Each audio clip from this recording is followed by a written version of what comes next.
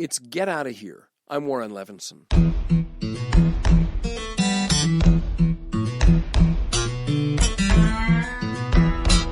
You've been in this situation.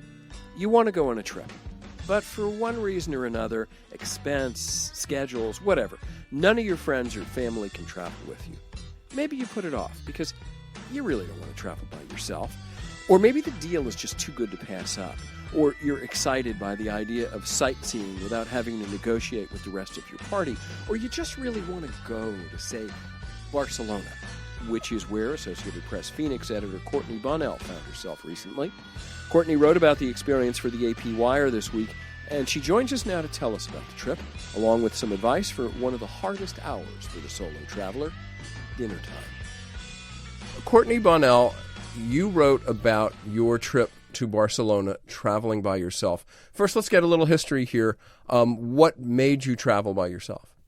Well, it's, a place I've always wanted to go, and I figured if no one's sort of ready to go with me at this moment I want to go, then I'm just going to go on my own. It actually started with, I got an alert on my phone about a really good travel deal with tickets to Spain. So I sort of jumped on it, it was kind of right during the workday, and I couldn't really plan it out quite as much as I normally would. So I just went for it, and I went ahead and bought it and, just decided to go for it. I've done quite a few trips on my own before, so I figured, why not to Europe? Barcelona's a great place to go. Okay, traveling by yourself. So there's obviously, because we both know plenty of people, I'm sure, who would not travel by themselves. Right. But there's some kind of attraction, it seems to me, in it, even as much as you might love your friends and family, the idea of not having to negotiate every stop on a trip, it's kind of attractive.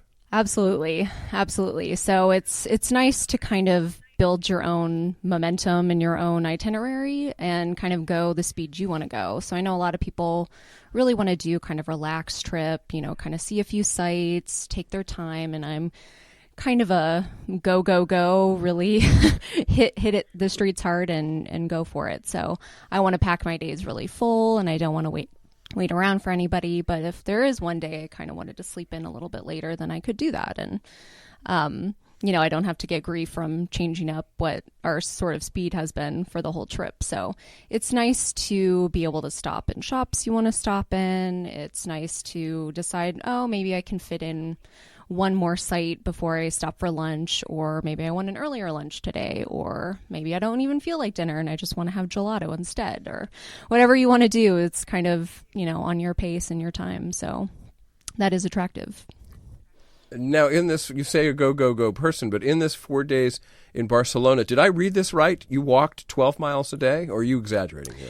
No, I really did, because for me, just personally as a travel style, I really like to walk in the city. I think that's an absolutely perfect way to see the city. You get to take in places maybe you wouldn't see if you're taking one of those, hop on, hop off tourist buses, or you're taking the metro where you can't see anything because you're underground. So for me, it's just, I love walking, and I'm kind of an active person. So that's sort of my exercise, while I'm on vacation, and I can have those churros and chocolate whenever I want to. So, I was averaging about 12 miles a day while I was there. So. Wow, that's totally great. And how is Barcelona as a walking city? It's really fantastic. It's, a great place to be able to walk around at night, which is great, especially if you're, a solo female traveler like I was, but really for anybody. So you're able to, there's amazing architecture, which was one of my favorite things about Barcelona. So you can just walk the streets, take in just these amazing buildings that, for someone who lives in Phoenix, Arizona, we don't see those kinds of historic and kind of, really intricately built buildings. So it's a real treat to be able to walk around, and there's people everywhere. There's cafes and places to grab a drink or something to eat everywhere. So it's great to be kind of on the move, because it's a big eating, it's a big walking, it's a big kind of people destination. So you can take it all in as you're walking around. I have a feeling that Phoenix, Arizona is not the only place we could go that has nothing like the Sagrada Familia. Yes, I would say that that's a fair assessment. Yep, definitely. So tell me a little bit about Gaudi and Barcelona. What did you want to see? What did you see? What did you think of it?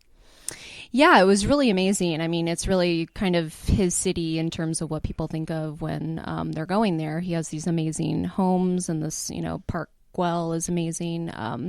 It's kind of like stepping into a fairy tale is what I felt like looking at it. You're seeing at Park Güell these amazing kind of life-size gingerbread houses is what it looked like to me, and just this amazing mosaic that's everywhere, and these colors that are it really is just mind-bending, kind of seeing his sort of crazy genius and his vision and being able to take that in a whole city. And so you have the park, which is, you kind of have to walk up a hill to get to it, and then you're able to walk around there and see some of the houses he's had in the park. And then, Casa Batlló, which is just truly amazing. It's got these kind of waves of water looking on the outside, and on the inside's gorgeous as well. So, it's really amazing to be able to see kind of those gems that he was able to build in this, just right in the city as you're walking, to other sites. It's just right there. Yes, these undulating things that just don't seem like real kind of buildings, as you say, gingerbread houses. Yes, exactly. It's not something, he had a lot of, all of his buildings are very curved, and I believe that he didn't have any straight lines in most of his buildings. So it's truly amazing to sort of see that vision and have it come to life, and something that, looks like Candyland or something in some spaces. So it's cool to see. And then his teacher, Montaner, was his teacher and kind of contemporary at the same time. And I actually found his buildings just breathtaking as well. I think he's kind of not as well known as Gaudí. And, he did this music hall, which is stunning on the outside, and inside has this gigantic stained glass ceiling and this amazing acoustics that you can walk in and see. And you have to do a guided tour for that, but it's worth the money. And that building, and another one of his, this old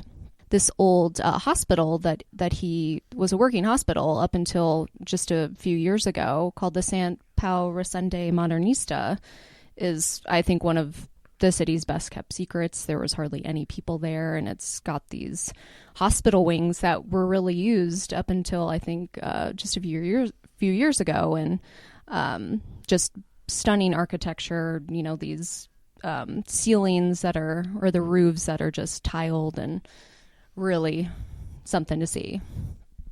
And yes, you say not many people go to this. Not many people apparently know about this. Yeah, I think it's one of those kind of under the radar places. It's only 10 minutes from the Sagrada Familia, which is obviously one of, the most well-known buildings maybe in Spain, and, one of Gaudí's most famous works. And it seems like hardly any people were making that 10-minute walk up to this former working hospital, which is just breathtaking. And, one of those places you maybe don't have on your list and probably should. And the Modernista, is it shown off as an architectural masterpiece, or is it used as something else now? Yeah, it's really kind of a museum to kind of the hospital that used to be there itself, and then also to Montaner's work. So both that and the music hall he's done are UNESCO World Heritage Sites. So they're really shown off as, kind of these masterpieces of architecture. You're listening to Get Outta Here, the AP Travel Podcast. We're talking to Courtney Bonnell in our Phoenix Bureau about solo travel in general, and in particular, her recent trip to Barcelona. Back in a minute. It's Get Outta Here, the AP Travel Podcast. I'm Warren Levinson, talking with Courtney Bonnell in the Phoenix Bureau about solo travel and about her trip to Barcelona. So one thing that we do hear, Courtney, about Barcelona a lot is that it is just overwhelmed now. It's so popular that it's overwhelmed with tourism. Did you feel that it was overcrowded? It was difficult to get to see the things you wanted to see, or to get around, or even have time to kind of have your own space?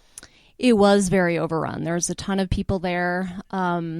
And actually just a lot of the tourist sites, you could tell, and some of even the restaurants in the tourist areas where you could tell everyone were tourists, which is, not always the best. You want to be able to mix with the locals as well. And I think they are there, but, there are just so many tourists right now. So a lot of places you do have to book ahead of time. Obviously, the Sagrada Familia, absolute must to book ahead or you won't be able to get in. And even, some of the lesser works like Casa Batlló is really best if you do book ahead. So, it's nice when you're walking down the street and, you just had dinner and you're kind of just people watching. It's, kind of great to see if you're walking down La Rambla, which is, the famous walking street in Barcelona. It's great to kind of take in the people watching, but it does feel very crowded. So that's why I think I took so much to that former hospital, just because there were so fewer tourists than I had seen at some of the other places, no lines or anything like that. Right. It makes it even more, emphatic to, or more important to go see what you can find that would be considered off the beaten track. Absolutely. Yeah. And it wasn't too far, it's a 10-minute walk. So it's, right in the places you want to be. It's just a little bit less crowded, which is nice. Let's talk about traveling by yourself, particularly at dinner time. I could see to do everything on your own. That's kind of okay, especially if you're a reasonably open person. You can have conversations with strangers, but at dinner, frequently you do kind of want to have conversation with somebody. And also in most cities, those of us walking in to have dinner by ourselves, we feel like there's kind of a spotlight on us that we might not particularly care for. Yes, that's very true. In some places you feel more comfortable than others. If you're trying to sit outside at a table, which, absolutely in Spain, you should be sitting on the plazas and on the terraces and outside and really taking in the nice weather at night. So that felt a little bit more uncomfortable than if I, walked inside and I was able to just sit at the bar and, you can talk with the bartender, or you can talk with the people next to you, and people tend to be a little bit more open at bars and things like that. But when you're sitting outside, it's a little bit, first it's a little cutthroat to get those places. So you see a lot of people kind of lingering, trying to swoop in and grab a seat when somebody stands up. So then I think you see one person sit down and, sometimes they're not too happy with that. And, just Spain in general, it's very relaxed. So it's not, if you're in America, it's not, immediately someone's going to come over to you and offer you a drink and give you the menu. You might be sitting there for 5 or 10 minutes before somebody comes over. And that's just sort of the speed there. And I think that's something you have to get used to as well. They're not necessarily ignoring you. They just have a lot of other things to do. And, it's just sort of the practice there. And, you got to flag them down to get your bill and that type of thing. So it's not an American eating experience. It's different. And, it's kind of an opportunity to people watch there as well, especially if you're outside. You can kind of see the people walking by. And I use that opportunity to go through like my photos for the day and maybe post a couple to social media. So I thought that was a good opportunity to, stay in touch with people back home, make them a little jealous of the things I was seeing. So that worked out. Yes, that's very nice. That's so much better than sitting there steaming about why isn't anybody paying any attention to me and bringing me over the things that I want. Exactly. And about traveling alone as a woman, are there precautions to take? Are there things that are specific to female traveling alone? Or is it, hey, I'm going where I want to go, and, the heck with the rest of you. I want to see stuff. Yeah, absolutely. I think it's, you have to take sort of the normal precautions. If you're a woman, I think you're normally paying attention to kind of who's around you, especially at night. And, it's so busy in Barcelona. There's always people around you. So I don't think it's one of those things where you're walking down a dark street by yourself, although you are, and I did, and everything was fine. It just felt, you have to be aware, but it felt safe everywhere that I was. And, I think you have to take the normal precautions. At the beginning, I was wearing like a money belt under my pants, but by the end, I wasn't doing that at all. I felt very safe there, and I didn't even, I've heard that there's a lot of pickpocketing, especially on La Rambla and some of the sightseeing areas. So you do have to pay attention to that, but I felt, comfortable enough that I didn't even need to wear like a money belt or something like that later. So, just keep a hand on your purse and you're fine. And I never felt like anyone was even looking at me. Sometimes as a woman, you're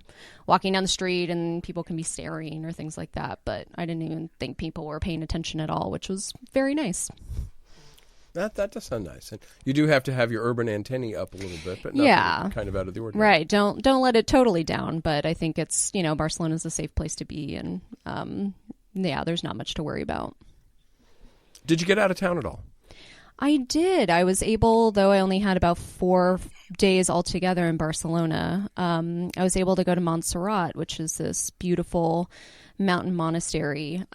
It's about an hour train ride outside the city. So that was a nice respite from kind of the urban, grind that I'd been under for those few days. So, it was great. You just kind of take the train out there, and then you take a cable car. You can take another train up to the mountain, to the monastery, which is, if you're scared of heights, be careful of that. But it's worth it. There's, you can get to the top of the mountain and do some nice walking up there. And it's just amazing to kind of see that wilderness outside of the city. That's good to know. And also good to know that you are willing to go places that you cannot walk to. Yes, exactly. I had to take transit out there. Didn't have a choice. So what have you been telling your friends about your trip to Barcelona since you got back? Have you urging them to go, or you just have you gotten to that point? Yes, I've definitely urged them to go. I think it's a great place, even for, if you're going as a couple, it's wonderful. Or if you're going, a lot of my friends have, young families. I think it's a great place to go as well. It's really easy to get around. I mean, they probably wouldn't be pushing the stroller 12 miles, but, they can actually hop on the train or grab a taxi, which are everywhere. So, I've been telling them, if you're an architecture buff, kind of like I am, nothing official, but I just love to see the buildings. So if you love architecture, if you love good food, warm people, and kind of seeing all of these amazing sites, then you should definitely put this one on your list. So, yeah. Okay, that's great. Courtney, thank you so much for talking. This has really been fun. Yeah, thank you so much. I appreciate it. Courtney Bonnell is an editor in the Associated Press Phoenix Bureau. And now, my favorite trip.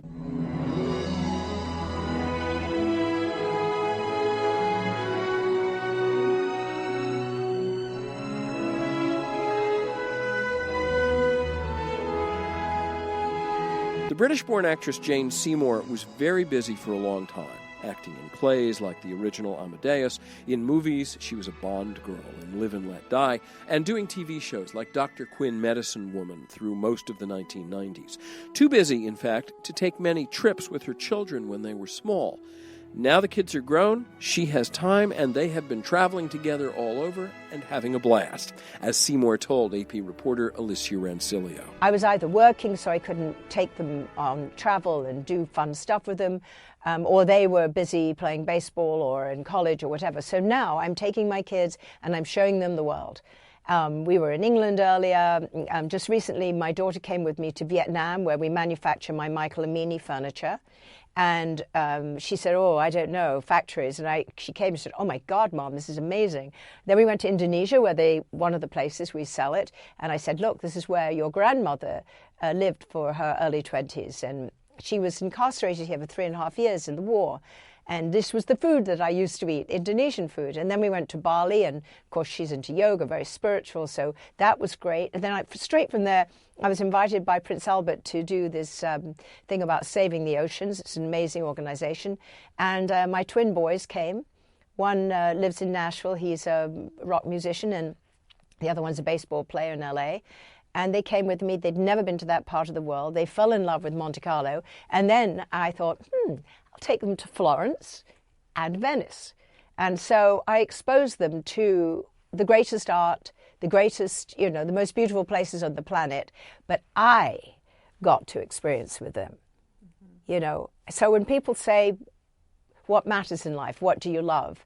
I love sharing that. I love to have that experience, with my family, with my kids. I want to show them the world that I've been in, and I don't want them to, when I go, just be like, oh, we got that much money? Oh, that's nice. No, I travel and experiential living is what matters to me now. And so I take my sisters, the cousins, the grandchildren, and that's also where I get my inspiration. I mean, these are the colors I saw in Venice. So, that comes into my head. I come back to the drawing board, and literally that's where I'm inspired. Is there somewhere that you would love to go you haven't gone yet? Yeah, I want to go to the Galapagos Islands and Machu Picchu. So that I've told my kids that's definite. We're going to do that. I haven't been to China since Mao Zedong. So that's going to be extraordinary. But I have been to Singapore, pretty recently. I did the Vortex. I went back onto the stage. I wanted to make sure I wasn't too terrified. So I went back and did the Vortex in Singapore. Where else do I really want to go? I've just recently been to Australia and New Zealand. That was magic. But I can tell you the glaciers are disappearing. I mean, anyone that says it's not happening, I literally, was watching it. It was frightening. I'd love to go to the Arctic Circle. I'd love to go and see that. Where have I not been? I haven't been much to South America. I made a film in Argentina. Never been to Brazil. And I've never been to the Holy Land, so I would love to go. I would love to go to the Middle East. I'd like to go. I've been to the Emirates and Abu Dhabi and places like that. It's incredible. But I would really love to see Egypt. I'd love to go to Jerusalem. I'd love to go through Israel, especially since part of my family, are Jewish. Wow. That's amazing. So, don't you think also, though, now that you're taking your kids, even though you wish you could have maybe when they were younger, now they can appreciate it more? Now is the time. Yeah. So one's a musician. He just soaks it all in. I mean, I can see him processing that. And my daughter's a director and a writer. I can just see her, taking it all in. And it's magic. And they're all really good at photography and film, and it's just not wasted. It doesn't. And we went to Wisconsin, to Green Lake, Wisconsin. That was magic. I mean, there are extraordinarily beautiful parts of this beautiful country that inspire me too. There, I just came back from Sedona and Santa Fe. How can you not be inspired by the Red Rocks and by that whole culture? So, if you come to my house, you'd see it's like Culture City. I mean, there's everything from the Caribbean to Africa to, Sedona to, Indonesia. I mean, it's a mishmash. That's but wonderful. I love it. And I love collecting fabrics and art, of course. But, it's an amazing privilege. I think, when I was growing up, we didn't have money, but we would get into a car, and with my parents, we would, cross on a ferry, and then we'd follow the Rhine. So we would go through the Schlosses, and we'd see Hungary, and, and then I was an exchange person. So my parents would put me on an airplane and exchange me for a Hungarian daughter of a gynecologist. and I'm 13, and they eat raw bacon fat for breakfast. It's a communist country. So I'm told, do not talk about politics or religion, and I didn't speak their language. They didn't speak mine. And so I was getting really hungry until I discovered how you asked for ice cream. So to this day, I know how to ask for ice cream in Hungarian. Jane Seymour, the actress and lifestyle brand who took the name of Henry VIII's third wife as a stage name, was in The Kaminsky Method on TV this year and is scheduled to appear in 2 movies next year. She talked with our Alicia Rancilio. With a head tucked underneath her arm, she walks the bloody tower with the head tucked underneath her arm at the midnight hour. One night she caught King Henry, he was in the canteen bar. Said he, are you Jane Seymour, Anne Boleyn, or Catherine Parr? For how the sweet Sandbury Anne do I know who you are? With your head tucked underneath your arm. And that's the show.